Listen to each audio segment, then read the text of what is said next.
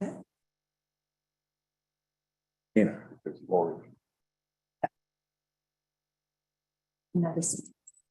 Okay, it's 10 o'clock. Would join me and rise for the Pledge of Allegiance.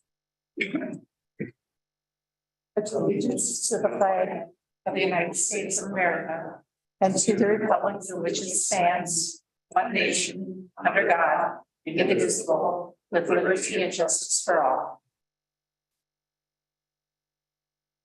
So we have JJ is online with us today, and Steve Holland is, and he's absent, and it's an excused absence. So we're gonna call the meeting to order, and we will start with the public forum. And I see that we have people here and we have people online. So why don't we start in here? Doug, did you want to speak to that? Okay. Hi, my name is Doug Bleckner. I'm the mayor of the city of Bruno, and I would like to speak to consent item, I think it is number 4, about the Bruno recycling sheds. Every time I've been to those sheds, they're packed full. I mean, unless it's the day after or the day that they emptied them. They're used, so there's no question that they're being used. The other thing is, I made a few phone calls before I left today. There's a lot of people that really like them because they're open 24/7. On Sundays, it's a nonstop line of people going in there to do the recycling. A lot of people are not happy with the sandstone because the hours are so short and it's really hard for them to get in there. I got that this morning from some of the people. We got a lot of businesses that use them, the bars and stuff that recycle a lot of stuff. And I just think that if our whole point here is to promote recycling, having fewer places to recycle is not the point. I mean, I think we should have more places. I understand that it's a money issue, but for the amount of money that you're going to spend per year for the next 5 years, I think it'd be a really good thing to keep the Bruno sheds open. I mean, they're used. I mean, I could see if they weren't being used, if they were empty and they weren't picking anything up. But when I go in there, those bags are overflowing just about every time I'm in there. So anyway, that's what I have to say. Thank you. Thanks, Doug. I see we have a couple people online. Jeanette, I'm gonna call on you next. Thank you for being here.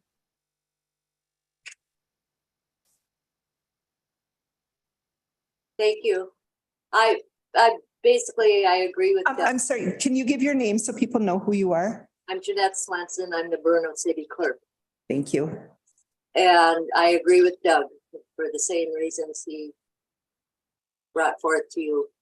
You know, we serve a very big area. For in Bruno, they come all the way from Nickerson, which is already like 14 miles. And so if you close ours, you know, they're going to have to drive 25 miles to recycle. And all these townships around us, Bruno, Hart, Fleming, they all use the Bruno recycling shed. Thank you. Is there anybody else online that would like to speak at public forum? Madam Chair, I would like to speak, comment on Mayor Bruno and Jeanette's Okay. comments. Go ahead, Yeah, JJ. we're yes, to the Mayor Bruno. Did the county or a county representative reach out to you at all to let you know that this was going to be considered today? Anybody from zoning or solid waste, or were you notified other than? Doug is here and he's saying no. No. Okay, so I guess to the board and I guess the other commissioners, what do we do to make sure that these cities and these townships get notification when something like this is going to happen in their area? Is it somebody's responsibility at the county? I imagine when this bid was received, there was some discussion at the employee level at our county that there was going to be some changes that are going to drastically affect not only the city of Bruno, but like the Mayor of Bruno had mentioned, there's, you know, adjoining townships, adjoining cities. I'm sure Matt up in the Carrick area and some of your areas are going to be affected by this also. There isn't any policy or anything in place that these people should be notified? You know, JJ, I'm going to stop you. You've got some really good questions and we'll be having discussion on this later. So let's hold those and let the public speak right now and then keep those because they're good questions to ask. Okay. All right. Sounds good. Thank you. Thank you. Thank you. Is there anybody else from the public that would like to speak? Who's online? Okay, all right. Well, thank you for those who have spoken. I appreciate it. We're going to adopt our agenda. We do have some additions to the agenda. Madam Chair, members of the board, it's additional information. So the items are on the agenda. There's just some additional information for regular agenda item number 2, the pay equity report, and then regular agenda item number 7, the fourth quarter 2022 budget report. I will move with the additions of the information. Okay, thanks, Matt. I'll second. Thanks, Josh. So we have a motion and a second. Debbie, can you call the roll call on that, please? Yes. District 2, Commissioner Moore. Aye. District 3, Commissioner Lundgren. Aye. District 4, Commissioner Waldham. Yes. District 5, Commissioner Ludwig. Aye. Thank you. All right. And then can we have a motion to approve the minutes from January 3rd, or if there's any additions or corrections? I'll move the minutes. I'll second. Okay, so we got Josh and JJ. Debbie, can you do a roll call, please? District 3, Commissioner Lundgren. Aye. District 4, Commissioner Waldham. Yes. District 5, Commissioner Ludwig. Aye. District 2, Commissioner Moore. Aye. Thank you. So I did not say that included the summary. Was that part of the motion, Josh, that would include the summary for publication? Yes. Okay, thank you. JJ, are you okay with that second? I will second it again. That sounds great. Thank you. You're good. Okay, so minutes of the boards, we've got committees and correspondence. There's none. There are none. Then we will go on to the approval of the consent agenda. I'll move that. Thank you. We got a motion by Matt, I can second. second by JJ. Debbie, do you want to do a roll call, please? District 4, Commissioner Waldham. Yes. District 5, Commissioner Ludwig. Aye. District 2, Commissioner Moore. Aye. District 3, Commissioner Lundgren. Aye. Thank you. Right. Regular agenda, we've got the Personnel Committee report. I'll take that. We met on January 9th. I'll just go by department and want to do them all at the end for approval. Yeah, please, that'd be good. Health and Human Services, we acknowledge the resignation of eligibility worker Andrea Nordberg effective December 16th, 2022, and approve the backfill of that position and any subsequent vacancies that may occur due to internal promotion or lateral transfer. In the Sheriff's Office, we acknowledge the resignation of Deputy Sheriff Troy Griffith effective January 14th, 2023, and approve backfill of that position and any subsequent vacancies that may occur due to internal promotion or lateral transfer. In the Sheriff's Office dispatch, we acknowledge the resignation of part-time probationary dispatcher Joshua Gusk effective December 15th, 2022, and backfill a position and any subsequent vacancies that may occur due to internal promotion or lateral transfer.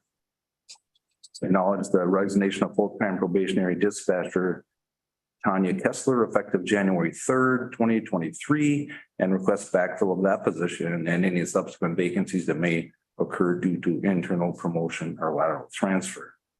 In the Sheriff's Office jail, we ratify the termination of part-time probationary corrections officer Tyler Keene effective November 9th, 2022, and approve backfill of the position or any subsequent vacancies that may occur due to internal promotion or lateral transfer.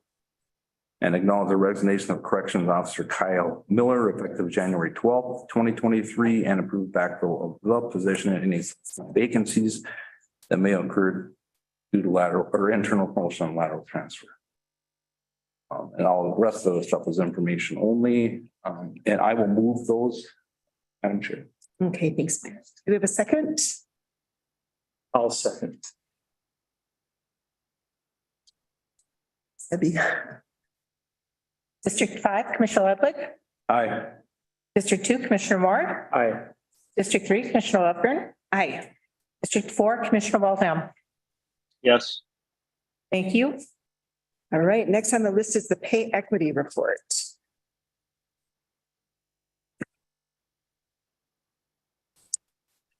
Which I buried. You wanna, okay, Jackie. Oh, thanks, Jack. Hi, good morning, Madam Commissioner, members of the board. I'm Jackie Cuevisto from Human Resources. And I'm here today to present results of 2022 Pay Equity Report. Just a little bit of background, Minnesota law requires all public jurisdictions such as counties to eliminate any gender-based wage inequities in compensation and to submit all reports to Minnesota Management and Budget every 3 years. Information is submitted regarding job titles, job evaluation ratings, and salary, and jurisdictions must pass 4 tests to be in compliance. The 4 tests are the completeness and accuracy test, statistical or alternative test, salary range test, and the exceptional pay service test. So I'm happy to report, of course, that we have passed all of the testing and we will be ready to submit our 22 report to the state. That's awesome. Yeah, it is awesome. Yeah, thank you. Welcome. So we need to have a motion to accept this information. Yes, and then once you've accepted it, then we can file the report, which is due January 31st. Thank you. We have a motion. I'll move the pay equity report. Josh, a second. I'll second. Okay, thanks, ma'am. Got a first and a second. Can we do a roll call, Deb? District 2, Commissioner Moore. Aye. District 3, Commissioner Lövgren. Aye. District 4, Commissioner Waldham. Yes. District 5, Commissioner Ludwig. Aye. Thank you. So I sit in on a committee and they're afraid that they did not pass the pay equity reports. This really is good news. Congratulations and thank you for all that you do. So now is one of the fun things to do here. We get to consider appointment of Mindy Sandell as the County Veteran Officer for a second 4-year term. Good morning, Madam Chair, members of the board. My name is Becky Ploss. I'm the Director of Health and Human Services, and with me is Mindy Sandell, your county appointed VSO. And we are here today to request Mindy be appointed for a second term starting February 5th, 2023. I cannot believe it's been 4 years already since Mindy's been in this role, but really wanted to take a moment and just sing her praises. She does an amazing job. She has a passion for the work. I can hear her talking to veterans when she's in Pine City, and just how she interacts and the way she interacts with people is phenomenal. And not only does she have the passion for the work and do the work, but it shows in the statistics with the growth in the number and percentage of veterans receiving services through the federal government. So I just want to thank Mindy and request that she be appointed again for another 4-year term. I have to say I'm biting my tongue because I've known you for so long that, it's kind of fun to give smart aleck comments, but I'll behave. No. So can we have? I will, Madam Chair. All right, we got a first by Matt. I'll second. Thanks, JJ. And I would like to comment too, Oh, please. because I just hear so many good things to reinforce what Becky said from veterans too. And I know you do the extra mile and meet them when they can't make it into you. And I've heard all those stories. So thank you Okay. Oh, you're welcome. for not forgetting them. Absolutely. Thank you. I've said it before and I'll say it again. You have a good heart for our veterans and you've got a compassion for them. And that's what we really need in this place. And I appreciate you. Thank you. Thank you Thank all. you. Thank you. So a roll call. District 3, Commissioner Lövgren. Aye. District 4, Commissioner Waldham. Yes. District 5, Commissioner Ludwig. Aye. District 2, Commissioner Moore. Aye. Thank you. Thank you. So now we are on the Pine County Residential Recycling Contract. Thanks, Kelly. Thank you, Madam Chair, members of the board. My name is Kelly Fodor, County Auditor Treasurer. Caleb is online as well. He wasn't able to be here in person today, so I'm gonna take this and then he'll fill in with questions and things. So literally right after you guys approved the 2023 budget, I walked across the road and Caleb said, I just heard from the recycling contractor and they don't want to renew the contract. And I said, oh, we just approved the budget thinking they were going to approve it or they would renew. So that set in motion a request to get some quotes from local garbage haulers and recycling contractors Caleb had some good conversations with other haulers than our current vendor. However, unfortunately, or maybe fortunately, we only received one quote in the end from Cloquet Riverside Recycling, our current contractor. Knowing the budgetary constraints, the contractor submitted a 2-option proposal. The first was to continue the services as it is today. However, the price tag on that was $120,000, nearly $32,000 over what we had just set the 2023 budget at. Or they gave a secondary option, which was to actually close the Bruno site. And that would bring our budget right on target. Bruno is our only unattended site. It has a lot of garbage that we actually have to pay the recycling contractor separately to take.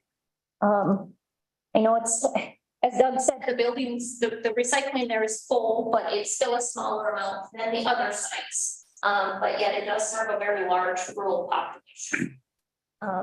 And so it's a decision before you all, if you want, which option of the contract you'd want to take.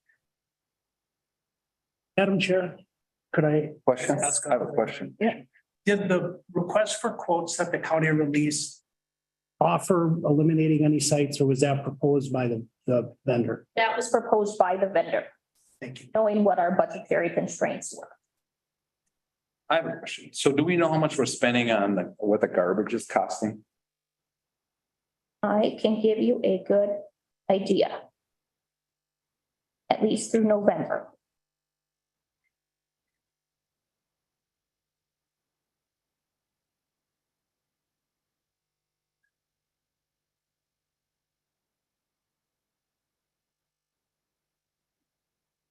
Through November of 2022, just over $3,500. When did our contract run out, or when does it run out? So it ran out December 31st. Okay. So we did a quick 1-month deal with them to continue on, so that we didn't have any discontinuation of service. And so the contract before you would be starting February 1st. Okay. And then they wanted to lock it in for 5 years. Madam Chair? Yes. Just a clarification, the contract didn't run out. The vendor elected not to renew because it wasn't paying them any money. Right. So they in essence canceled. Yeah. And we only have one vendor. So is it a deal breaker, or he just wants to add the 30? He just wants that 31,000. So the cardboard market used to really carry these recycling contractors. In the cardboard market, the bottom fell out. And so with that, to make him be able to do it, he would need to raise it that much in order to make it ends meet for him. It's understandable. So, Sorry. Jeanette Swanson from Bruno sent me an email this morning, and I guess one of the concerns that she had is that the majority of the things that we're closing are from up north. So, you know, that northeastern part. So you've got Nickerson, Duquette, Bruno, Carrick. And so that was her concern, is that we're closing everything up there and making it harder for the citizens up there to do it. So it just is a consideration. I thought that was the point. Well, I've got a few things I got a few things if I can, Madam Chair. I guess one of my concerns, as I already stated it when we were speaking to the public forum portion, is this would have been nice if the smaller communities would be notified further ahead of time that this is going to be going on in a community, so they have an opportunity to be part of the solution and figure out what we have to do. I don't want to see any services lost. Myself personally, I agree with the mayor up there. He's got a closer watch on everything up there than we do, of course. And I guess I am just kind of scratching my head here now. I don't want to speak for Josh, but myself, I deal with a lot of cardboard, and I have a cardboard recycling bin that I've had since 1995. I didn't hear that the cardboard market fell out. And as far as I know, I don't have my paperwork personally in front of me for what I deal with business and recycling, but I haven't been told of that, and my services haven't been affected at all. So I was just wondering if there was any follow-up on that, and if there could be. And is there a chance that another recycler, another hauler could be brought into this to see if they want to just take care of Bruno? Maybe somebody close in the Moose Lake area that already handles some of the outlying areas? Like I'm gonna let- Nordstrom Sanitation, is there anyone else that could just handle that separately? Has that been looked at? Thank you, JJ. So I'm gonna let Caleb answer the cardboard recycling question. However, at this point, we didn't want to make any decisions, and so we had not reached out to anyone on Bruno specifically because the quotes we requested was for the whole package. So Caleb, if you want to take the cardboard. Yeah, well, I will speak to the one. I think to reach out to local communities, I think that is a good point. And I agree with you that would have been a good additional step. This has not been fun over the last 5 years as we have eliminated many of the recycling sites. And to field those calls from local communities that don't want recycling service to be reduced, because we all agree that we want recycling service. It's been a challenge at what cost, you know? So we've tried to kind of toe that line.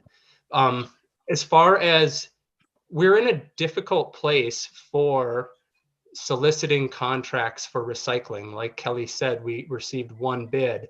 And there just aren't, I believe there is only one solid waste hauler in Pine County that markets recycling.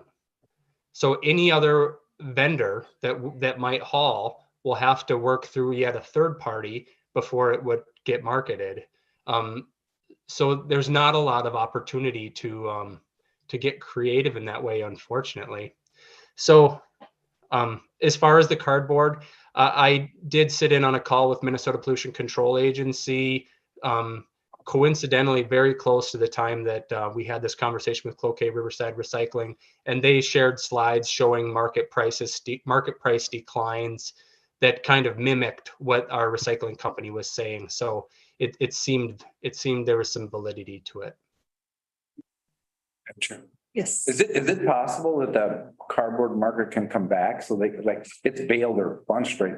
Can they hold it dry for a while and then, I mean, what I'm getting to, is this something we could take a month or two? Is this guy willing to give us time and if we just have to pay and then if something changes, we figure it out later? Do we have to have this done by February or what's the deal?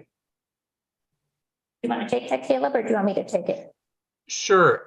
I discussed that with them about how it's when there's so much fluctuation in the market prices, it's hard to react to market downturns and then kind of get stuck with this either losing sites or an elevated contract cost that now when market prices turn up, we're kind of in a bad position. But one of the things I guess we do have the ability is if that is the case where recycling becomes more profitable, more lucrative, and there's more competition, we have the ability to exit this contract. There's a 3-month notification and we can exit and repost for open it back up for quotes for bids. So I have a question. If we keep Bruno, it's $31,881 over budget. Where would that money come from? Well, I could think of something right now quickly. What are you thinking, JJ? Well, maybe we could just take some from the library. I don't think that we really. Shift it over there. Which library? You're talking the public library or our law library? Yeah, the East Central Library. Yeah, I don't think. What was it? I don't We think we pay them want to go there. $100,000. We pay them $100,000 more than the state requirement. Right, and that's to keep our libraries open. So I think that's the issue with the libraries. You take it away, then people are going to lose their libraries, and there's a lot of people that utilize that. So, but we can consider that. But are there any other options? My answer to that would, go ahead, JJ, sorry. Well, is there still a remainder of the COVID ARPA? There's funding available there. And then didn't this affect the cardboard and all the other recycling areas? Did it affect Hinckley? Did it affect Sandstone? Did it affect Pine City?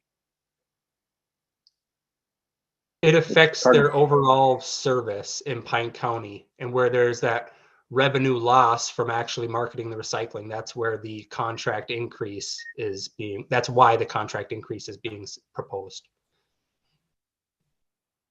And my proposal where the funds would come from is, I would suggest maybe not reacting at this point of where do the funds come from? We have a tendency of ending the year in a good place, and doing budget adjustments in December once we can see how everything shakes out. So that would be my suggestion of just know that in December, we're gonna have to do a budget adjustment of $31,000, and likely at that time, we'll be able to identify a better source. Question. So if we just, I know they want a 5-year contract, but I think this would warrant maybe a little bit more discussion by the county board. Hopefully the full county board is maybe a recycling, take a look at it again. And I know we did it in the last few years. We've kind of looked at a few different options, but if we could just kind of trudge forward, maybe in what we're doing right now, till we can get kind of an option, because I realize you guys were hit with this a couple of weeks ago. And trying to figure something out. It is hard to reach out to every local organization. And it is a substantial amount that would have to come before the county board to continue. So it had to come before us. But I mean, my kind of suggestion is if we can maybe talk to these guys and say, can we just move forward till we 1 year? We do a 1 year? Well, even 6 months or something, so we can sit down and just look at some options. Maybe, I mean, personally, I would think for 30 grand, how many people live up there? You could put a can in front of every house, for that kind of amount of money and just do door recycling or something. And we've talked about that in the past. I think you ran all the numbers to see what it would cost to subsidize recycling in the whole county. And if anybody wanted it at their doorstep, I mean, I can't imagine anybody would argue rather throwing it in a can outside their house than drive to town or something like that. 24/7 recycling, it's right there at your house. You don't have to put something in your vehicle. But maybe that's just something, it's getting to the point where maybe we do have to revisit that again and look at maybe a better solution all around. Not just Bruno, but for everyone. Right. He's still picking up the cardboard here, right? Sandstone, and that thing is packed. Correct. It's full. So there's no cardboard issue there. So is the issue the garbage? No, so in cardboard, I mean, that was the reasoning of the increase, but he's still picking it up. It's just that his end profit is a lot less on it. So but there's no complaint about closing into the other ones. Is it because it's so closer together and it's because he travels or, I mean, I don't get why he's taking one. Is nicely on his route. However, it just comes down to it's unstaffed, there's garbage, it's a lot more work. So it's the garbage. Not just the garbage, just the way that it is set up. It's got to make ends meet at the same time. Something's pushing it over the edge. David?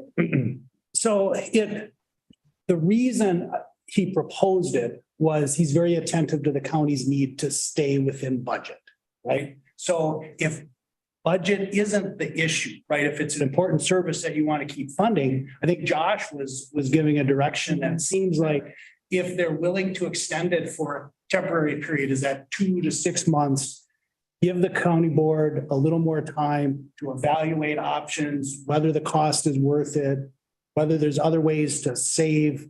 That seems like a way to do that if that's what you want to do. Yes, my other question was if we do a short-term agreement, because I think a lot of us are looking at Bruno and thinking that it's important to have it there.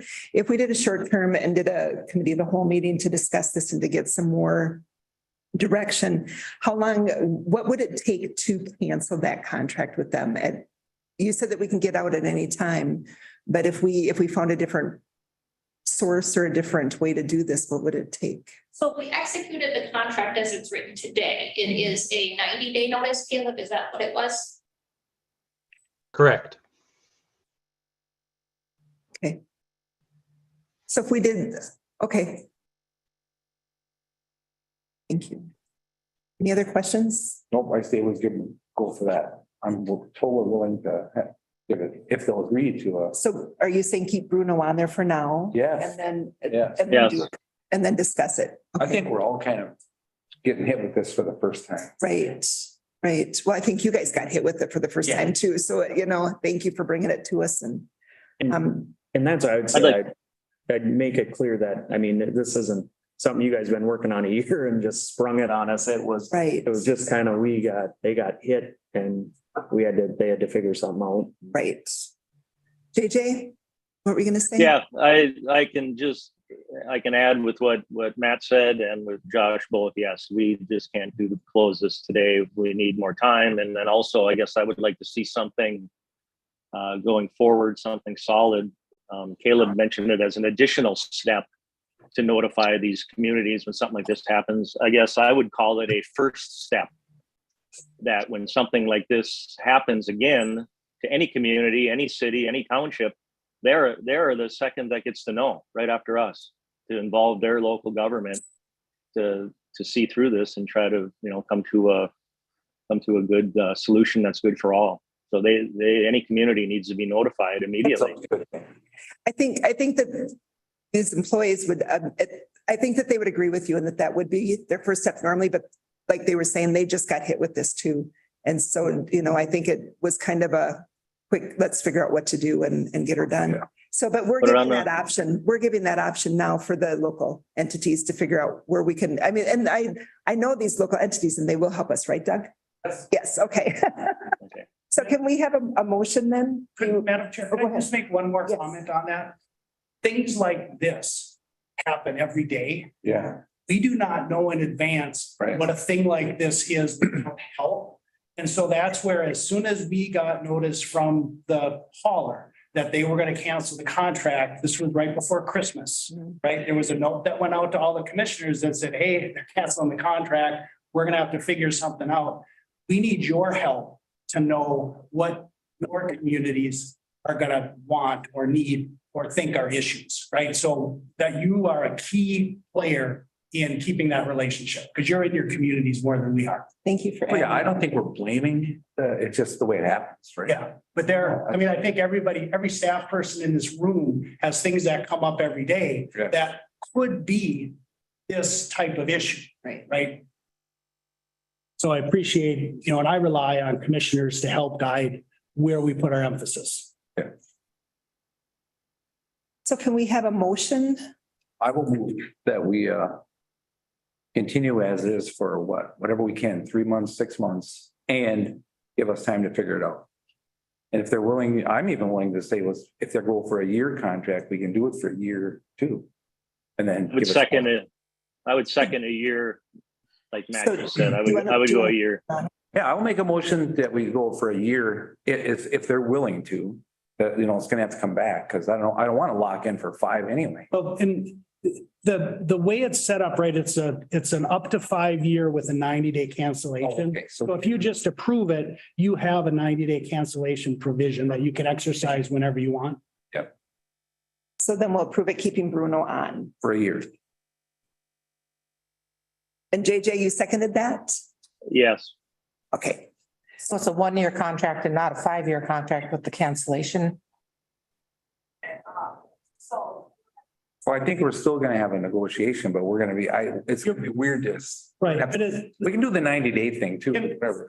just to clarify, so your desire is to approve the contract and then maintain conversation about maintain service at Bruno Yes, and then maintain the conversation about how to maintain the service at Bruno. and we have to deal with that, of course. Yes. So if we did a 1-year contract versus a 5-year contract, after the end of 1 year, can they increase that price more or is that locked in at a 5-year? Within the contract, there is a provision that is by the Midwest CPI, so the Consumer Price Index, and that was the same in their previous contract. Okay. However, with the change in the recycling market, unfortunately, it wasn't going to be. Okay, so I'm hearing a 1-year contract. I like Dave's version. We'll continue the contract as is and we have the 90-day notice. JJ, you good with that? Yeah, Bruno's not losing their service for a minimum of a year until we discuss this more and Right. figure this out, correct? Yes, yes. So your second, so we're going to continue the contract as is with Bruno. And we have a 90-day cancellation policy on that. So we can research it, we can take our time, we can do what's right. And then we have 90 days if we choose to cancel it, that we can cancel that contract. Yeah, he will be getting paid what he wants, and we would be the one that would invoke the 90-day. So, So you still good with that second? Yeah. Okay, so we have Matt and JJ, and then do you want to do a roll call, Debbie? Thank you, Kelly and Caleb. District 4, Commissioner Waldam. Yes. District 5, Commissioner Ludwig. aye. District 2, Commissioner Moore. Aye. District 3, Commissioner Lopegren. Aye. Thank you. All right. You got there. Did, now we get to hear from Leslie on Hometown Fiber. Is it Leslie? Yes. Yes. Leslie is online. There she is. Hi, good morning, everyone. I'm Leslie Stoddard, your Economic Development Coordinator. Thank you for letting me join you remotely. On your agenda today is a request to enter into a service agreement with Hometown Fiber, which you'll recognize that is the same firm that we use to do our broadband assessment. But we are bringing them in for something a little bit different, but well within their wheelhouse of expertise. Just to kind of give everybody a historical background, Pine County received a community development block grant through the coronavirus funding to install broadband infrastructure. It was close to a $3 million award. And over the course of the last almost 2 years, we've been working through the administrative process to get the funds released to us. And last summer, as a board, you guys noted that SCI Broadband is the sole provider in the area from which we applied and received the funding. And now we're ready to move on to executing our service agreement with SCI Broadband. And as part of that process, when they start installing the fiber and the infrastructure to serve the households, much like a road project or a building project, you want some field expertise to go out and inspect what's been done to assure that what you're spending these funds on is what's being put in the ground. So we reached out to Hometown Fiber to see if they would be that expertise out in the field to essentially inspect SCI Broadband's work. So they are proposing to do that for a 5% total cost of the 5% of the total construction cost, and that proposal has been attached. Fortunately, with this grant award, we also get administrative funds, so the total cost will just be refunded by the grant. Any So then there's questions? no cost. Well, not directly to the county, no. Nice. Any other questions for Leslie? I have a question, but I don't know if it's Dave or Leslie. So when we have 430,000 roughly for administrative part of this project.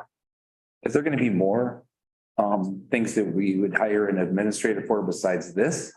So are we Yeah. just using 140 of it? We have used some of it to conduct the first level environmental review. And we did that through Hometown Fiber and their partnership with Bolton and Mink. And we've also hired LHB to be the architects for the Place for Use shelter retrofit. So we've tapped into some of those administrative funds to get those professional services. Okay, so this is this the what we have left in our fund, or is that what we started with? That is what we started with. Do we know where we're at today? Roughly, yes. Yeah. So I mean, I'd have to, we're sitting good Yeah. with that.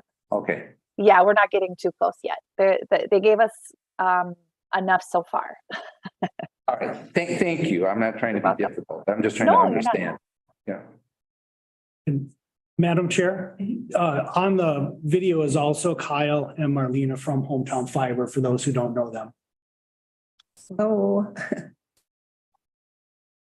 Are there any other questions for Leslie or for Hometown Fiber while they're on? Thank you, Leslie. It's exciting to see it moving forward. It's been slow but steady. So we need a motion. Yes, please. I'll move the professional services proposal. Gosh, I'll second. thanks, Matt. So we have a first and a second. Debbie, can you do a roll call, please? Excuse me, District 5, Commissioner Ludwig. Aye. District 2, Commissioner Moore. Aye. District 3, Commissioner Lovegren. Aye. District 4, Commissioner Waldham. Yes. Thank you. All right, so then we'll move on. We have a letter of support for a four-lane feasibility study for Highway 23. And I like that JJ had them add to the letter of support that we would like to see them continue going from Mora to Hinckley. And we look forward to that, as we just had another severe accident where there was a death on Highway 23 this past weekend. So we know that it's a bad stretch of road, and it's exciting that we have this possibility to get things fixed. Anything okay, anybody have any questions on this letter of support or? No, I think this has been in front of us a few times, so I'll move that. Cool, thank you, Matt. I'll second. Thanks, Josh. Debbie, do you want to do a roll call? District 2, Commissioner Moore. Aye. District 3, Commissioner Lovegren. Aye. District 4, Commissioner Waldham. Yes. District 5, Commissioner Ludwig. Aye. Thank you. Madam Chair, if you Yes. could take one comment on the Highway 23 Coalition. I just learned this morning that their annual meeting is scheduled for the 24th of April in Mora. So it's very close at this end. And it is on the commissioner calendar. Yeah, so Pete Stauber is going to be the guest speaker, which will be really good. Yeah. So, all right, and then we will move on to the 2022 fourth quarter budget update. Madam Chair, members of the board, at this point, just try to summarize how 2022 ended. There is a 90-day accrual period, so all of the numbers are going to change. We think they're all going to change positive, right? When the auditors are done with their work and the accrual period is over, we think that the county will have ended 2022 with more revenue than expenditure. So that's very positive. With, of course, the noted exception that we had some planned spending of reserves. And so the first chart just shows expenditure and revenue by major fund. So the general fund, HHS, and road and bridge. Expenditures and revenues are all under 100% budgeted. So generally that's positive. In some cases, you see where expenditures are above revenues, like in HHS, that's to be expected at this point in the year because those revenues are typically reimbursements that lag a little bit. So overall, everything looked pretty good. Chart 2 looks at the general fund and then the departments that tend to get a lot of department level revenue. And this is all percentages, so it's not gross, totals. You'll see that planning and zoning pops up really high. There was a $97,000 grant for the Kettle River 1 Watershed 1 plan that did not show in the budget. And so it's just over budget primarily due to that. Everything else is looking as we would expect it. The recorder is a little bit above due to the tax and CAMA system. Sheriff's office, little bit above. And if you look at the graph, it looks like they just hit it, but they're just a little insurance, auto insurance and overtime were tough last year. And then the government buildings, that's primarily increases in utility costs, but nothing that, and I'm sorry, I jumped ahead to the next graph. So the revenues look fine. The expenditures, where they look like they're a little above are the tax and CAMA for the recorder.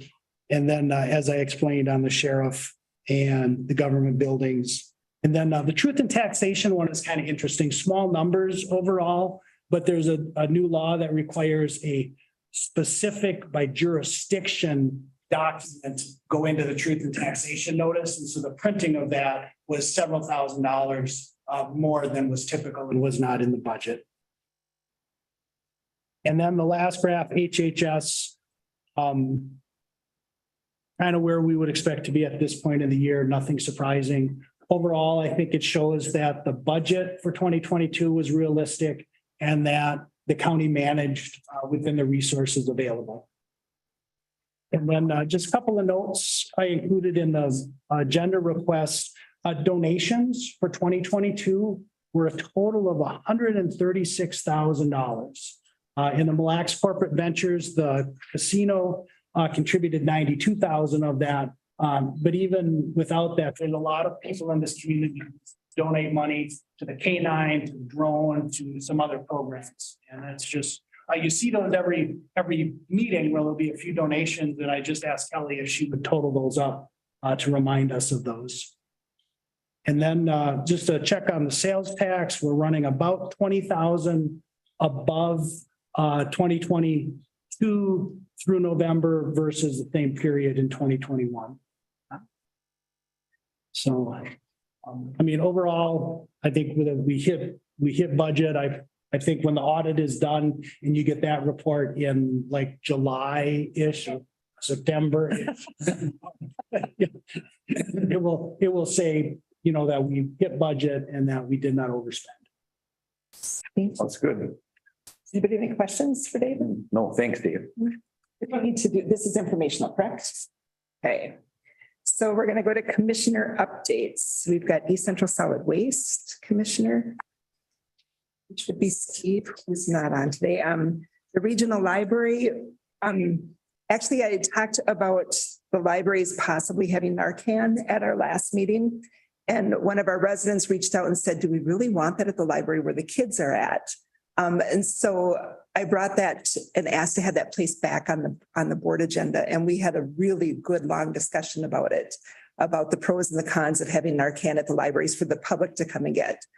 We know that we need it for the librarians. I guess one of the stories that came out was, I think it was the Mora Library, where some guy came running out of the bathroom saying, call 911, he's overdosing.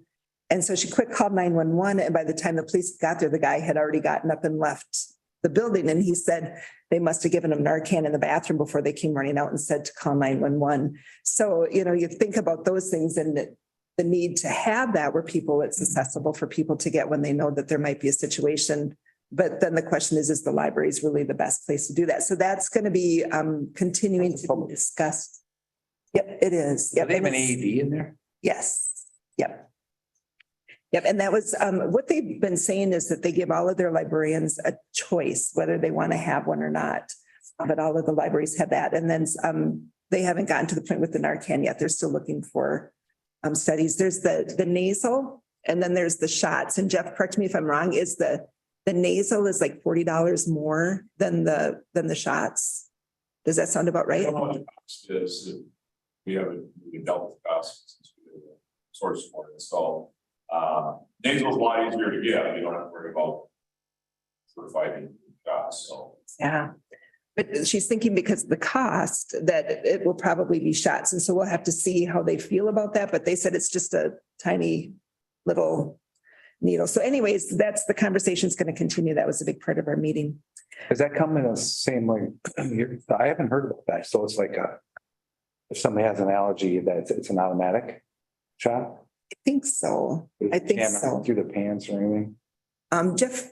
I'm not aware of it being like the depends where they do the automatic dosing. My only experience is that that's what the ambulance carry because it's cheaper and they can.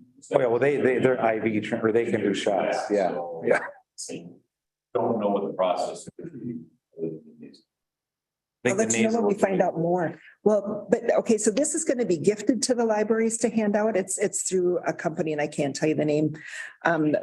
But it's going to be up to them what they get because of the cost. It's huge. I want to say it's $40 per dose difference if you do, and the needle is like an EpiPen, so it's just a little needle. But if you do the needle versus the nasal, I think it's $40 difference to just have to hand out to people. So the librarians might just have the nasal. I don't really know. We'll see where it goes from there. Yeah. Hopefully it's just, Yeah. Yeah. The state of the band address, Steve and I went to Mille Lacs Band over in Mille Lacs Lake at the casino for their state of the band address. And I just have to say how impressed I am with the things that they're doing and how they were talking about we have a mental illness issue that's going around and people are dealing a lot with that. And they just got a federal award for a program that they're doing with their girls where they bring in leaders and they bring in people to teach crafts and just to uplift them and talk to them about how important they are and that they can do anything. And out of all the tribes, they got the federal recognition on that, which is so impressive. And just some of the other things that they've been doing for their membership, which in all reality leaks into our communities. And so it was really fun to be there and to hear what they're doing and how they're doing it. And it's very interesting. I know, I've always enjoyed that. Yeah, I was just amazed at what they do. Blue Zone meeting, Steve and I went to that also, and that was really good. There's been a lot of controversy on it. I know Matt heard some and I heard some. And so some of them reached out on Facebook just saying, oh, this is a horrible idea. And so I challenged them to join us at that meeting and they did. Good. And so like John was there and they asked some really good questions, but I think that a lot of the theory that's going out on that is that we are going to set a policy here at the county board saying you cannot eat meat and you cannot eat eggs and you cannot do these other things. And that's not reality. So it was really good for people to come out and hear that we designed this for what's best in Pine County. We'll be getting the study soon. It was really good to talk to the people from Blue Zone and talk to them about our communities and what we need. And yeah, it's going to be interesting to see how that keeps moving forward too and what we can do to help our residents. So Soil and Water Conservation District. Yeah, the chair is Jerry Telker, vice chair Kelly Henry, secretary Doug Odegaard, treasurer Dan Benzie, public relations Mike Cummins, and everything else is business as usual. I got a copy of the minutes. If anybody wants a copy, I could forward it to them. It's pretty uneventful. Okay. We got our tree order stuff in the mail. That's good. Thanks. State Community Health Services Advisory Committee. Okay, Chemical Health Coalition. That was another good meeting. It was just, well, here I should probably actually look at my notes, huh? The sheriff's report since 2021, there was 57 overdoses, 6 were fatal. Or was it fentanyl? Can't read my writing, or the 6 were fatal. And then or out of 39, there were 2 that were fatal. And as of 5 a.m., there was another fatality that day. There were 109 overdoses with kids statewide. The opioid settlement, we just got another 87,000, which if you looked at the treasurer's report or Kelly's report, it shows that money coming in. So we've got a nice balance there. So we're close to 80,000 that we will get per year. But then we're looking for suggestions on what to do with that within the restrictions that were given. But if anybody has any thoughts, I'm sure that Kaylee or Sam would really appreciate that information. Kevin is putting on another Fishing for Kids that's going to be coming up this summer. And so looking for kids to join on that. Any kid can join. So you don't have to be in trouble or on probation, which is nice getting our kiddos together like that. Thanks for going to that. I couldn't make that one either. Yeah, it was good. There was a lot of really good conversation. That's all that I have in my notes. So I hope I didn't miss anything really good. I was talking, when we were talking about fentanyl, and in Stearns County, they had 16 overdoses that were fentanyl related where people had passed away. So, I mean, it's interesting to put those numbers together with our numbers and see where we're at. I have another. Matt. Well, I was with you on the other, I think. So, but I couldn't. I'll be real quick. Yeah. So I'm on the probation work week Yes. committee down at AMC.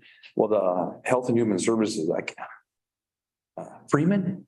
Matt. You know him? Yep. Yeah. So he chaired this meeting, and the meeting was info meeting, not a lot of input, but just went through data. Mm-hmm. And it was with public safety, Health and Human Services, and public health. Because we're all working for something this legislative session. And of course, mental health comes in, and we all know how there's a group out there that self-medicates and all that kind of stuff and causes problems in all 3 systems. And it's all of it, plus the probation reform and who deals with it.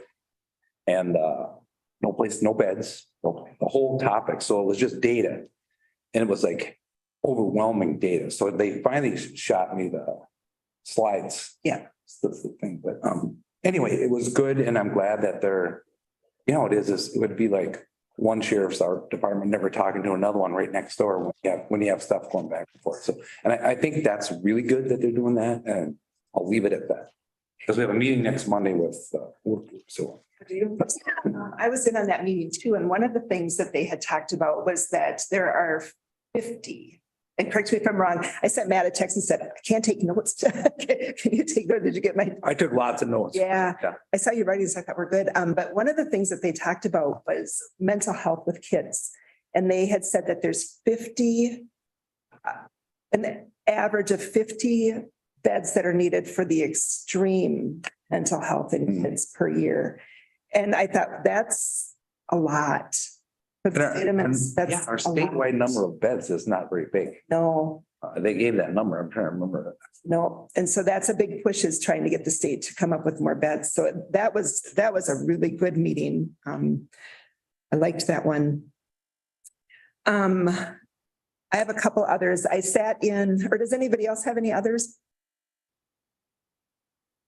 No? Okay. So I sat in, Snake River Watershed was presented to Bowser. And so I sat in on that presentation and got to speak on how awesome our staff is. Our staff has done so much work, and they've put up with a lot of stuff. And so just to be able to talk about that, and they did, Deanna did the presentation from Kanabec County, and she did a great job.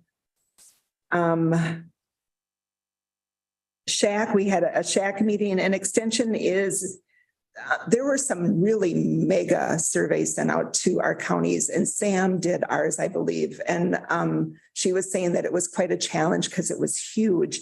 And Extension is reviewing all of those surveys done by every county. Every county actually turned it in, which is miraculous.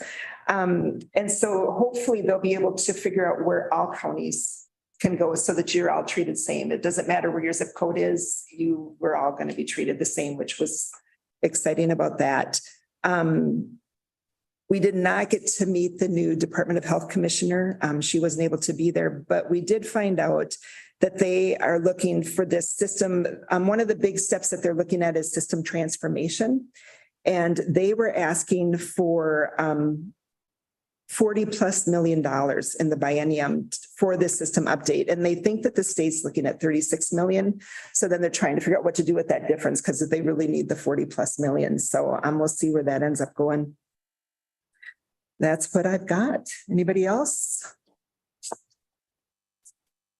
All right, we've got our upcoming meetings. And I will adjourn the meeting. We're good. Thank you, everybody. Yeah, thank you. Is it nice there, JJ? Oh, it's always nice. You blurred it. We can't see. We didn't get to watch waves today. All right. Next time I gotta get back to work. You guys have a great day. Thanks, you too. Yeah, you as well. Bye-bye.